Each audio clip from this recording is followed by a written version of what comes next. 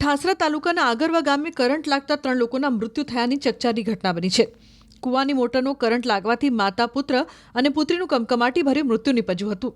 બનાવ અંગેની મળતી વિગત પ્રમાણે ખેતરની ઓરડીમાં 2 વર્ષની મીરા નામની દીકરીને કરંટ લાગતા તેની માતા દીકરીને બચાવવા ગઈ હતી। દીકરીને બચાવવા જતાં માતાને પણ કરંટ લાગ્યો હતો, જો કે ત્યારબાદ માતાની સાથે ઓરડીમાં પહોંચેલા 8 વર્ષીય પુત્રને પણ કરંટ લાગ્યો હતો। તો માતા પુત્ર અને પુત્રીને બચાવવા જતાં સાસુ લીલાબેનને પણ કરંટ લાગ્યો હતો।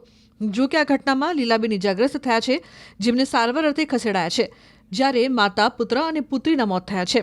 આમ એક જ પરિવારના 3 લોકોના મોત થતા પરિવારજનોમાં શોકનું મોજું ફરી વળ્યું છે। આ ઘટના અંગેની જાણ થતાં જ આસપાસના લોકો તથા પોલીસ કાફલો પણ ઘટના સ્થળે પહોંચ્યો હતો। એની અંદર એવું સાહેબ હતું કે કૂવાની ટેસ્ટ લાઈન હતી બોરની 10 HP મોટરની। હવે એની અંદર શું વાયર કે ફાયર થયેલો હતો ને આવા એ લાઇટ 9 વાગે આવે તો લાઇટ જોવા માટે શીરો આમ ગોત થઈને લાઈન જોવે એ રીતના જોવે। એની અંદર બેન જે હતા એ બેનના હાથમાં આવી ગયો વાયર। પછી પેલો છોકરો રડતો રડતો આવ્યો એટલે પછી છોકરો ગયો તે છોકરોએ ચોંટી ગયો ને પાછળ પેલી જે નાનું છોકરું હતું એ તો કેડમાં જતું।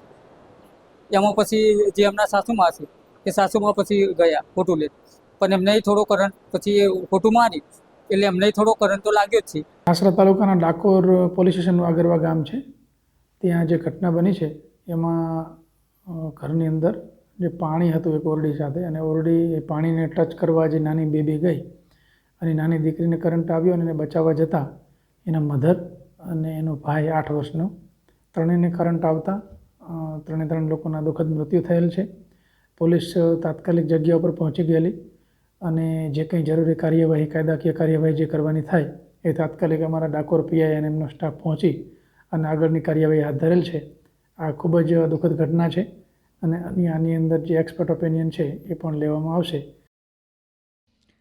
ઠાસરા તાલુકાના આગરવા ગામે કરંટ લાગતા 3 લોકોના મૃત્યુ થયાની ચકચારી ઘટના બની છે।